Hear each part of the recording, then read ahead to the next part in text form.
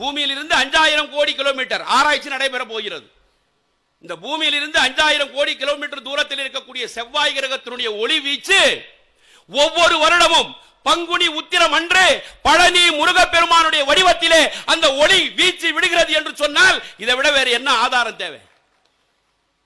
இப்பேற்பட்ட ஆராய்ச்சி 1985 NASA John Edmund என்கின்றவருடைய தலைமையில் 30 அறிஞர்களை வைத்து உலகம் பூராவும் நீங்கள் சுற்ற வேண்டும், உலகத்தினுடைய மையப்பகுதி சென்டர் பிளேஸை நீங்கள் கண்டுபிடிக்க வேண்டும் என்று சொன்னார்கள். 1985 ஆகஸ்ட் மாதம் 5ஆம் தேதி புறப்பட்டார்கள். 2005 செப்டம்பர் 10ஆம் தேதி ஆராய்ச்சி செய்தார்கள். உலகத்தினுடைய மையப்பகுதி கண்டுபிடிக்கப்பட்டு விட்டது.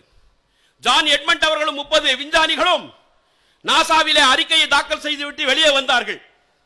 வெளியே வந்து சொன்னார்கள், நிருபர்கள் கேட்டார்கள், ஜான் எட்மண்ட் அவர்களே, உலகத்தினுடைய சென்டர் பிளேஸ் மையப்பகுதியை கண்டுபிடித்து விட்டீர்களா என்று கேட்டார்கள். ஜான் எட்மண்ட் சொன்னான், உலகத்தினுடைய மையப்பகுதியை கண்டுபிடித்து விட்டோம். உலகத்தினுடைய மையப்பகுதி எங்கே இருக்கிறது என்று கேட்டார்கள்.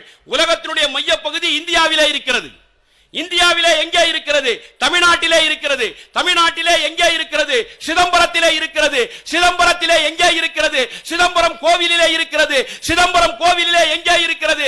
நடராஜ பெருமான் தாண்டவம் ஆடுகின்ற அவனுடைய திருவடிக்கு கீழே உலகத்தினுடைய மையப்பகுதி இருக்கிறது என்று சொன்னவன் இந்து அல்ல, கிறிஸ்துவன். 30 அறிஞர்கள், விஞ்ஞானிகள். உலகத்தினுடைய மையப்பகுதி எங்கே? நடராஜா பெருமானுடைய திருவடிக்கு கீழே உலகத்தினுடைய மையப்பகுதி இன்று சொன்னான் ஜான் எட்மண்ட்.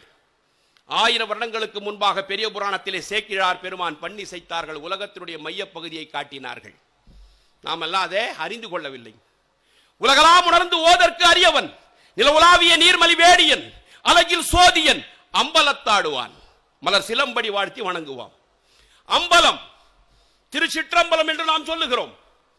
ஜான் எட்மண்ட் சொன்னான், உலகத்தினுடைய மையப்பகுதி சிதம்பரம் கோவில் நடராஜ பெருமானுடைய திருவடி.